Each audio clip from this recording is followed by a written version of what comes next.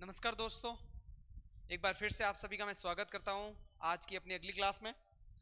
आपको टाइटल से ही दिख रहा होगा कि आज का जो टॉपिक है अपना वो है भारत का भौगोलिक विस्तार। भौगोलिक विस्तार से आप क्या समझते हैं? आप सभी को पता है कि कोई भी एक राष्ट्र है तो उसका कुछ ना कुछ भौगोलिक विस्तार होगा, यानी वहां की फिजियोग्राफिक रीजन्स में कहीं पे पहाड़ होंगे, कहीं पे मैदान होंगे, कहीं पे द्वीपीय देश होंगे और उनके तट होंगे तो तटीय मैदान भी होंगे, प्रायद्वीप पठार भी होगा, ठीक है, मरुस्थल भी होंगे, ठंडे क्षेत्र भी होंगे। तो ये सारी चीजें क्या होती है, भौगोलिक स्वरूप होता है किसी भी राष्ट्र का। उसी संदर्भ में अपन आज क्या देखेंगे, भारत का भौगोलिक स्वरूप कैसा है, जिसको अपन ने कुछ सब टॉपिक्स में बांटा, जैसे कि पर्वतीय क्षेत्र इंडिया का, मैदानी क्षेत्र, प्रायद्वीपीय क्षेत्र, द्वीपीय क्षेत्र, तटीय मैदान और मरुस्थलीय क्षेत्र। आपको जनरल इंट्रोडक्शन तो पता होगा कि हाँ भारत का इतना इतना विस्तार है, ये सारी चीजें हैं, लेकिन अब कुछ फैक्ट्स के साथ में अपन पढ़ेंगे जो कि एग्जाम के और आपकी समझ के लिए बहुत ज्यादा इंपॉर्टेंट होंगे। यहाँ पे अपन ने कुछ एक फोटो भी लगा रखा है, देख सकते हैं। ये जो एरिया है ये अपना कौन सा हिमालयन रीजन है, ठीक है। ये मरुस्थलीय क्षेत्र, ये है वो तटीय मैदान है, ये वाला एरिया तटीय मैदान, ये प्रायद्वीपीय पठार है, ये दोनों अंडमान निकोबार और लक्षद्वीप द्वीपीय क्षेत्र, ठीक है। ये है उत्तरी मैदान, जिसे गंगा ब्रह्मपुत्र मैदान भी कह सकते हैं। तो इन्हीं सारी चीजों को अपन डिस्कस करेंगे डिटेल में, ठीक है। आगे बढ़ते हैं। देखो, फिजियोग्राफिक रीजन्स जिस तरीके से डेवलप होते हैं तो उनपे कुछ एक सिद्धांत है उसके पीछे। आप सभी ने प्लेट टेक्टोनिक थ्योरी के बारे में देखा होगा, पढ़ा होगा, सुना होगा, है ना, समझा होगा। तो प्लेट टेक्टोनिक थ्योरी क्या कहती है कि सारे जो क्षेत्र है ना, वो पहले एक भाग में था, मतलब पूरा विश्व एक भाग था, चारों तरफ इसके पानी भरा हुआ था। अब इसको दो भागों में ये बट गया, Laurasia and Gondwana land.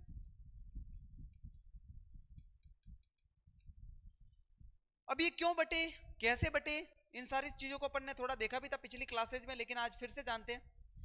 Plate tectonic theory क्या कहती है कि पृथ्वी के मेंटल वाले एरिया में क्या है, लावा है, और उन्हीं मेंटल प्लूम्स की वजह से प्लेटें खिसकना शुरू करती है ना, अपने उस स्टेनोस्फीयर वाले रीजन में प्लेटें मूव करती है।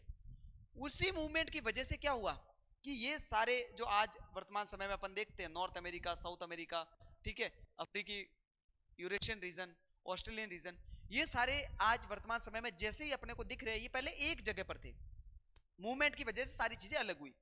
तो इंडिया कौन से रीजन का भाग था, गोंडवाना लैंड का। इंडिया जब नॉर्थ की तरफ मूव करता है, साउथ में था, यहाँ इंडिया कहीं यहाँ पे स्थित था पहले, लेकिन ये जैसे ही नॉर्थ की साइड में मूव करना स्टार्ट करता है, ऑस्ट्रेलिया भी इसी के साथ जुड़ा हुआ था, तो इसको कहते हैं इंडो ऑस्ट्रेलियन प्लेट। जब नॉर्थ की तरफ मूव करना स्टार्ट हुई तब ये कहां पर, यूरेशियन प्लेट से टकराई, और यूरेशियन प्लेट से टकराते ही 3 बार ये टकराती है, मतलब लंबे टाइम पीरियड के बाद, तब जाके हिमालय का निर्माण होता है, जैसे कि महान हिमालय, लघु हिमालय और शिवालिक हिमालय। तो ये 3 टकरावों का नतीजा है कि 3 अलग अलग भागों में हिमालय का विकास हुआ, ऊंचाइयों के स्तर पर अलग अलग उसमें डिफरेंस देखा जा सकता है। अब ये देखेंगे अपन इंडिया के प्रोस्पेक्टिव से, ठीक है, देखते हैं, इस मैप के माध्यम से समझते हैं। देखिए, ये है महान हिमालय, ये है लघु हिमालय और ये है लास्ट वाला शिवालिक हिमालय। अपन ने जाना है कि नॉर्थ की तरफ मूवमेंट करते हुए यूरेशियन प्लेट से जब टकराई इंडो ऑस्ट्रेलियन प्लेट, तब सबसे पहला जो टकराव था उससे क्या बना, महान हिमालय, फिर सेकंड टकराव में लघु हिमालय और फिर शिवालिक हिमालय। अब आप ये अचंभे में होंगे, आप ये जानने के उत्सुक होंगे कि ये वाला जो बेल्ट है, जो नॉर्थ ईस्ट वाला बेल्ट, ये कैसे पड़ा। तो सबसे पहले जो यहां पे ये रीजन पे एक नंगा पर्वत करके है ना, तो सबसे पहले जो प्लेट यूरेशियन प्लेट से टकराई, तो ये वाला रीजन जैसे ऐसे मूव कर रही थी, तो यहां पर यूरेशियन प्लेट से सर्वप्रथम यहां पे टकराई। तो जैसे यहां पे टकराई तो ये वाला रीजन पहले ऐसा था, तिरछा था थोड़ा ऐसे, ये फिर इस तरीके से खिसका इस साइड, यहां पे खिसकते ये वाला जो है, ये मतलब नामचा बरवा करके एरिया है, तो ये वाला रीजन बाद में टकराया और फिर ये साउथ की तरफ, क्योंकि यहाँ पे म्यांमार वाला रीजन था, ये साउथ की तरफ ये पर्वतीय क्षेत्र बना। तो आपने समझा कि ये इसको कहते हैं कौन सा एक इफेक्ट कहते हैं इसको, डोर, जैसे डोर अपन बंद करते हैं ना, तो सबसे पहले एक वाला भाग टकराया हुआ होता है, फिर दूसरा भाग ऐसे टकराता है बंद करते टाइम ऐसे। तो वही इसमें थ्योरी देख सकते हैं। तो अपन जानेंगे, देखो इसमें कुछ फैक्ट्स अपन याद रख सकते हैं, जैसे कि जो ये वाला रीजन है, ये वाला, इसमें कौन कौन सी है, सबसे पहले कराकोरम रीजन, फिर जास्कर और सॉरी लद्दाख और फिर जास्कर। इसमें एग्जाम्स में पूछ लेते हैं आरएस वगैरह में कि नॉर्थ टू साउथ जो ये श्रेणियां है उसको आप लिख के बताइए। तो क्या है, कराकोरम, फिर लद्दाख और फिर जास्कर, ठीक है। और शिवालिक, नामचा बरवा, और फिर ये साउथ की तरफ ये बढ़ गया। अपन कुछ डिटेल में इनको जानेंगे, ठीक है।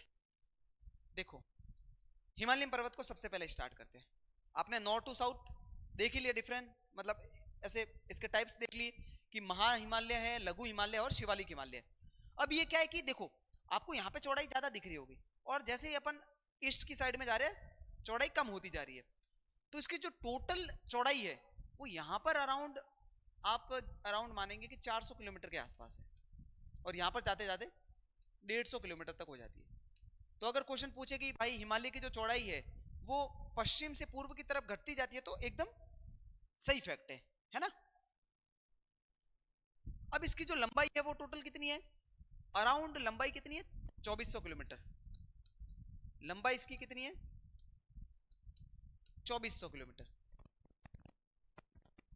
ठीक है। ये फैक्ट्स आप लिखते रहना साथ साथ में। अब हिमालय से रिलेटेड कुछ और चीजें जानते हैं अपन। अब देखो नॉर्थ टू साउथ भी इसके कुछ डिफरेंट पार्ट्स में इनको बांटा गया है। जैसे ये नदियों के हिसाब से, नदियों में क्या है, सिंधु सतलुज जो नदियां है इसमें इसको पंजाब हिमालय में बांटा गया है, ठीक है। या फिर इसको हिमाचल हिमालय भी कह सकते हैं, पंजाब हिमालय भी कहते हैं। ये वाला रीजन हिमाचल या फिर कुमाऊं हिमालय हो गया, ठीक है। पंजाब हिमालय सतलुज और जो सिंधु नदी है इसके बीच में, ये वाला रीजन पूरा पंजाब नेपाल हिमालय हो गया, ठीक है। और ये वाला असम हिमालय। तो नदियों के नामों के हिसाब से भी इसको डिफरेंट नाम के हिसाब से जाना जाता है। जैसे देखते हैं सिंधु सतलुज, ठीक है। दूसरा सतलुज और काली नदी के बीच में, ठीक है, काली और तीस्ता, ठीक है, तीस्ता दिहांग,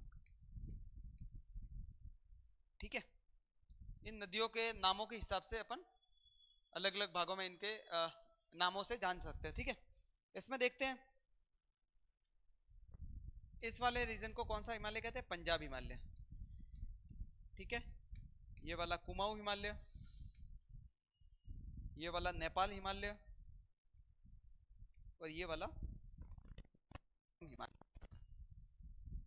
ठीक है।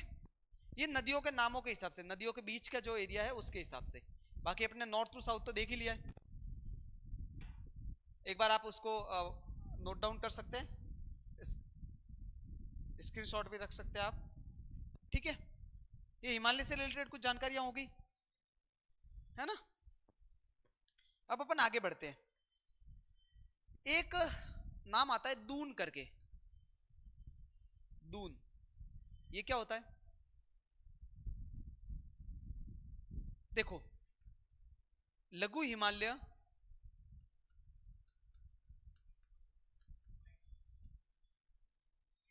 ऊपर और शिवालिक हिमालय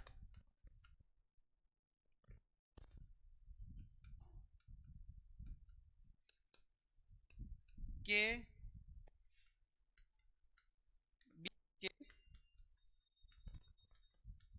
घाटी क्षेत्र, वैली एरियाज जो होते हैं ना, लघु हिमालय और शिवालिक हिमालय के बीच में जो वैली, तो उन वैलीज को क्या कहते हैं?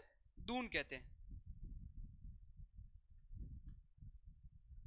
ठीक है, ये अपने हिमालय से रिलेटेड कुछ टर्म्स है जिसको हम साथ साथ में जानते हुए निकलेंगे। अब आगे बढ़ते हैं।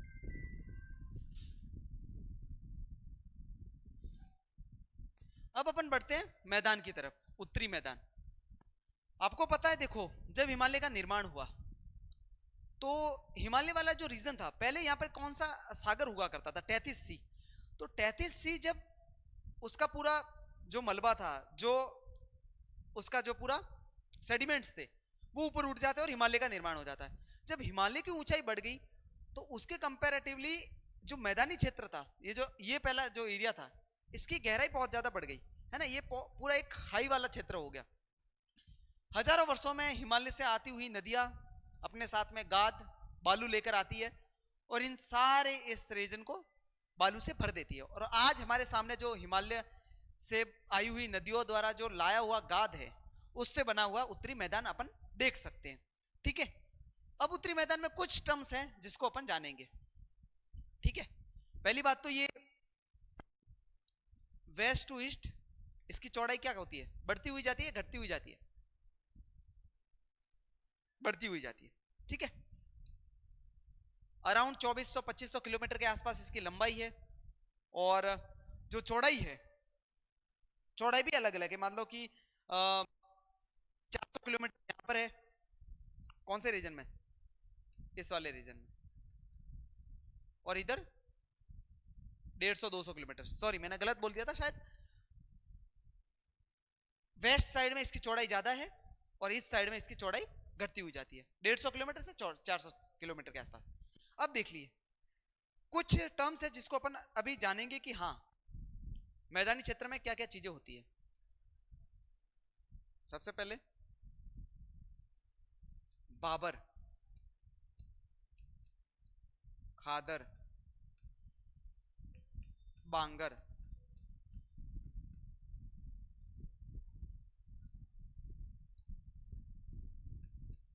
और तराई क्षेत्र।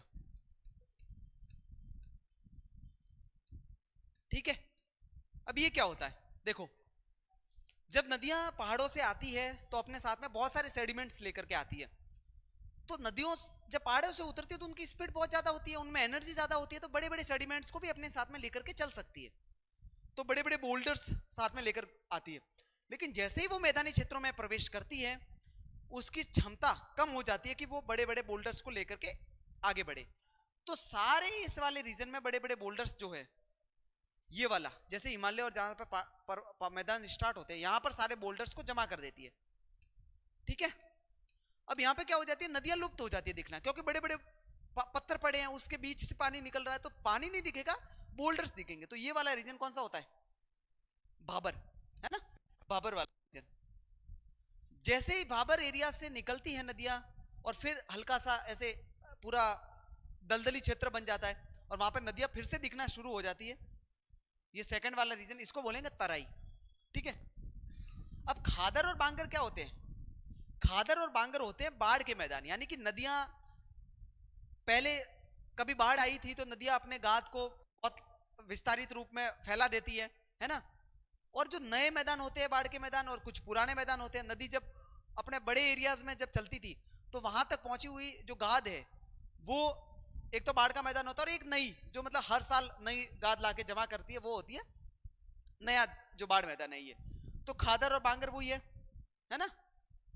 खादर पुराने जलोढ़ मैदान, नदी के मैदान, बाढ़ के मैदान, और बांगर नए। ठीक है, तो ये चार टर्मिनोलॉजी मैदान से रिलेटेड है, अपन ने देख ही लिया। वेस्ट टू ईस्ट इसकी चौड़ाई घटती हुई जाती है, 400 किलोमीटर 150 किलोमीटर के आसपास, जैसा कि अपने हिमालय रीजन में भी देखा था। अब जानते हैं अपन मरुस्थल के बारे में। मरुस्थल कैसे बना?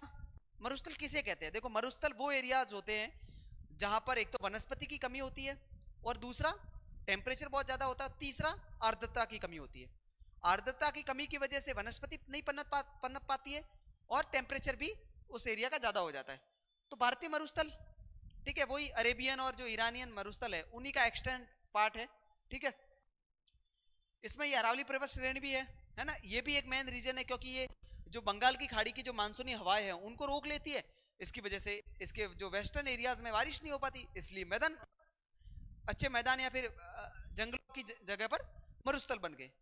ठीक है, अब इसको अपन आगे की क्लास में बहुत डिटेल्स में जानेंगे। आज तो चूंकि एक जो भौगोलिक स्वरूप है इसकी इंट्रोडक्टरी क्लास है।